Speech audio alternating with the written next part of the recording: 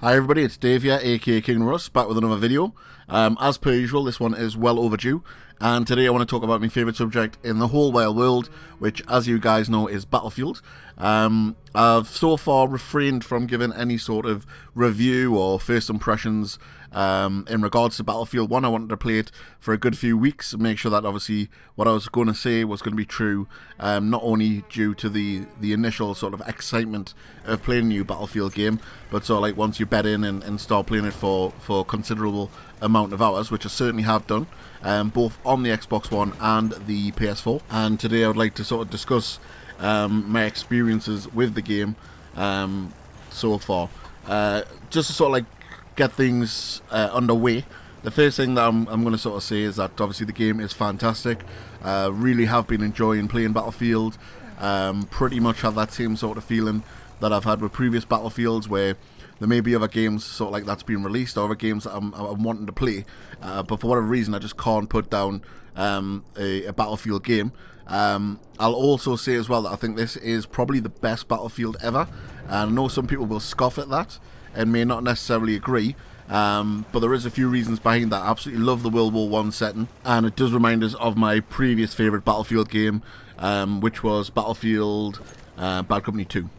So yeah, so as I say, I'll go into a little bit more depth in regards to that, as well as other bits and bobs, and as I say, also what I would like to see implemented moving forward in terms of improvements for the game. First thing I would like to say is that the game is absolutely stunning. It is one of the better looking games that we've seen so far with this current generation, purely from a visual presentation standpoint. As I say, DICE have done a fantastic job in making the game obviously as realistic as they possibly can in terms of the environments and as I say, the maps as well. One of the other things I'll say as well is that the sounds that they've got in the game are absolutely amazing as well. You sort of like do get the true sense of the horrors of war. There's a few moments where you'll hear people screaming when they're on fire, which is pretty brutal.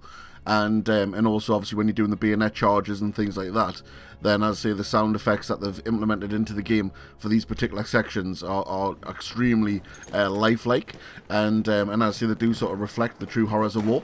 And I'm not too sure if that's necessarily a good thing, in terms of obviously you can't sort of like just take light of the events that happened during the First World War. But as I say, that it is in good hands, as I say, with the guys at DICE, and they do sort of do it in a way that's not disrespectful to the many people who sort of like lost their lives. One of the other things I'll say as well, in terms of the visual presentation, is the dynamic weather. It not only changes the look of the map, and also the mood and the ambience of the maps as well, but also can change the way that the maps play out. And I think they're a lot more subtle than they were in BF4 with stuff like the destruction. Certain maps on BF4 ended up becoming a lot worse for the events. I'll take Shanghai as being a perfect example. Once the tower came down in Shanghai, that map played out completely different how it did when the map had the tower still standing, and it was definitely to a detriment to the game. Whereas I think in Battlefield 1, when you've got stuff like the fog, the rain, the sandstorms, things like that coming into the environments, then it sort of changes the way that you're going to sort of play the game, and nullifies certain classes. The snipers aren't as OP when you've got sort of like weather dynamics sort of like chucked in there, so it can change the way that obviously people have to play. And as a whole, I think it's a fantastic way of sort of like changing the game style up. Some of the maps you may play 2 or 3 times and be completely different based purely on the weather, and if the weather changes. And I also think it's quite good as well that it's not something that automatically happens. You don't get sort of like halfway through a map and then all of a sudden it'll change the weather to exactly the same it was on the previous round that you played. It is always going to be different. You are going to get the different types of weather sort of like coming into the map. So again, I think that's a really, really good mechanic that's been brought into the game, and something that I'm certainly glad that it is there. Again, obviously I've played multiple hours across the Xbox One and the PS4, and this is both obviously pre-beta, beta, and obviously upon release. I've not played the full release version of the PC Battlefield 1 yet, but based on my experiences on the Xbox One and the PS4, there really is a minimal difference, if any difference at all. I'm playing on the Xbox One S for the Xbox version, and the sort of like slimmed down not the new slimmed down version, but the previous PlayStation 4. And I really can't see a massive amount of difference, as I say, if any at all. Through personal preference, I do prefer the Xbox One version, mainly down to the fact that I prefer the Xbox controller, and apart from that, as I say, I can't really split the two games. I do think it's actually well balanced as well, and each class now has purpose. It certainly has been improved from the beta. I think the big thing with that is that the meta class was next to useless. But since the game got released, it's now a workable class. I do actually still love running the sort of like mechanic class. I'm not too sure why. I've not necessarily really enjoyed running that class in other Battlefield games, but for some reason in Battlefield 1, it does tend to be my go-to class, along with the recon class. Because as I say, I think the satisfaction you get in the sniping on Battlefield 1 is second to none. There's nothing more more satisfying than seeing a enemy's helmet pop up after you sort of like ping them from across the map. It is quite a nice feeling when you do pull off those sort of kills.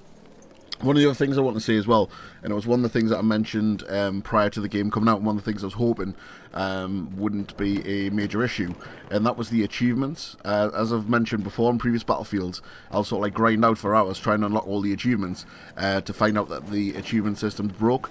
I did start off with a lot of problems with the achievements on Battlefield 1, and I was just thinking, oh, here we go again. It's going to be yet another DICE game that's going to be broke, and basically achievements aren't going to unlock. And for me, it will actually spoil the enjoyment of playing the game. I do actually quite like the chasing of some of the trophies and achievements in these type of games. But they did patch it, and some of the achievements that didn't unlock eventually unlocked after I'd sort of like rebooting the game and going back in. So I was really happy to see that that is something that they've been able to fix this time. And again, moving forward, hopefully we'll be able to see sort of like further fixes in regards to unlocks. One of the other things I'll say as well is the new game mode, Operations, is absolutely brilliant. It is probably one of the most enjoyable new game modes that we've seen in a Battlefield game for a long time. The only thing that I will say is it can get quite annoying at the end of a round when you sort of like get pulled out, and it sort of like destroys the immersiveness of actually being in the game. I wish there was sort of like a mode where you could basically play all the operations back to back without the need of going back into the menu and reselecting a new operation. I've also heard as well with the DLC we are actually going to be getting more operations, so that's fantastic news. And it'll be interesting to see what sort of maps they do release moving forward. And again, it'll be ideal if they can implement a way of basically all of the operations being on some sort of loop. This may come with private servers. I'm not too sure. We'll just have to sort of wait and find out what happens with that. But again, as I say, from a total immersion point of view, there's nothing worse than getting pulled out of that sort of like mood and story that you're playing, to then go back into a menu and then have to basically start it all again. So fingers crossed, moving forward, this will be something that we will see implemented into the game. A few other things there that I just want to sort of mention as well. In terms of the actual map design, I think this is some of the most consistent map designs that we've seen in Battlefield again for a very long time. There isn't a particular map that I sort of like get round to playing and think I really don't want to play on this map. It's not a good map at all. And so like want to drop out and try to search for a different server. All the maps so far found to be extremely enjoyable. They've all got the strong points and weak points, but as I say, none of them are to the point where you want to actually sort of like skip that particular map. So I think they've done an extremely good job again on the map design themselves. There was a slight issue after the first major patch, where I did see that the rubber banding, it came back into Battlefield somewhat. This was an issue that we probably haven't really seen to this extent since Battlefield 3, so it did seem to be a little bit of an odd issue to be sort of like experiencing during sort of like playing Battlefield 1. It has seemed to have sort of like evened out a little bit. I don't seem to get it as much in the last sort of like week or two, but it was just a little bit strange that, as I say, since the patch was released, that this issue sort of crept back in. So I think that's something that DICE will certainly need to keep an eye on and make sure that moving forward, any of these issues are ironed out pretty quick, because as I say, that could be a huge detriment to the to how much enjoyment you can get from playing the game. One of the other things as well, which I think certainly needs to be looked at and also addressed, is the medal and progression issues. The whole thing of having to select a medal and then go through the tasks that are sort of like attached to that particular medal or achievement have to be done in a particular order. It's just ridiculous. Some of them as well, it's things that you're relying on other players as well to sort of like help you with. So I mean, the one where you've got to spot people, I think you've got to spot something like get 20 spot assists, and I stood there for like hours spotting, and my team were that fucking stupid that they couldn't actually kill the people that were spotting directly in front of them.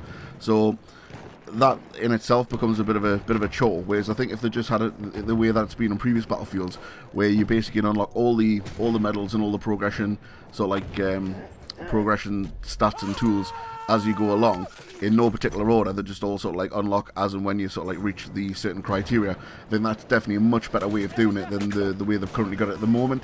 But as I say, again, it is a small issue, and I'm sure it is something that, again, that DICE will look into and hopefully get fixed for future patches.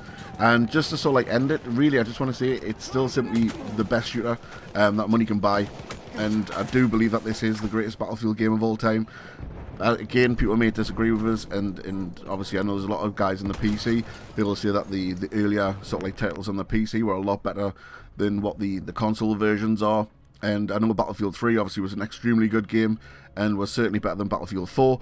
But for me, as I say, it's always been sort of like Bad Company 2 and the Second World War games that have really sort of like got us sort of like drawn into the game and as I say, very immersed in what's going on. So this one, with it being in World War 1, in the history sort of like attached with that particular period in time, then yeah, as I say, for me it's the perfect mix of not only a great story being told within the game itself, but as I say, also with the game working as it should on release, and as I say, being extremely enjoyable. One other thing that I do want to quickly mention is the single player campaign. Obviously, I have completed the single player campaign. It's pretty much what you would expect from a Battlefield single player campaign. Some of it's a little bit far-fetched and over the top, but overall it was an enjoyable experience.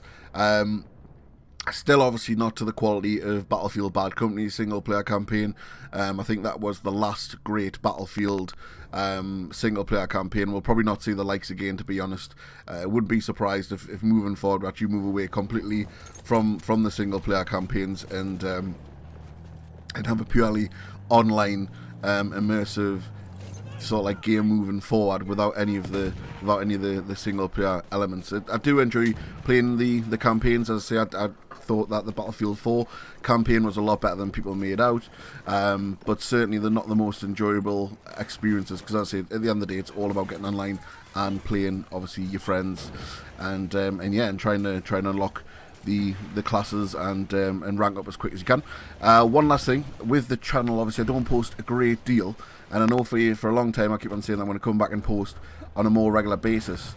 I am sort of like changing maybe the way that I sort of like post videos. I've got an absolute shit ton of old games, like original Xbox games, PlayStation 2 games, GameCube, you name it. I've got loads and loads of games, and I have actually been playing quite a lot of the old original Xbox games on the Xbox 360 and through the original hardware.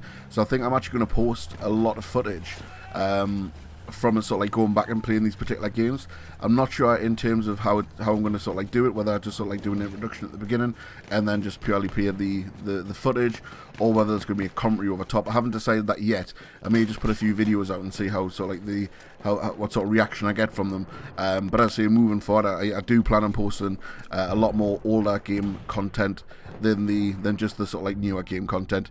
Anyway, guys, it has been yet another ramble, and it's been a long time since I've done a video, so it's been quite hard sort of like getting back into it and basically having that sort of like confidence of just sort of like rambling away for 15-20 minutes and not sort of like pausing and stopping. But as I say, there should be some more content coming soon, and that's everything. So I hope you enjoyed the video. If you did, please drop us a like and a subscribe.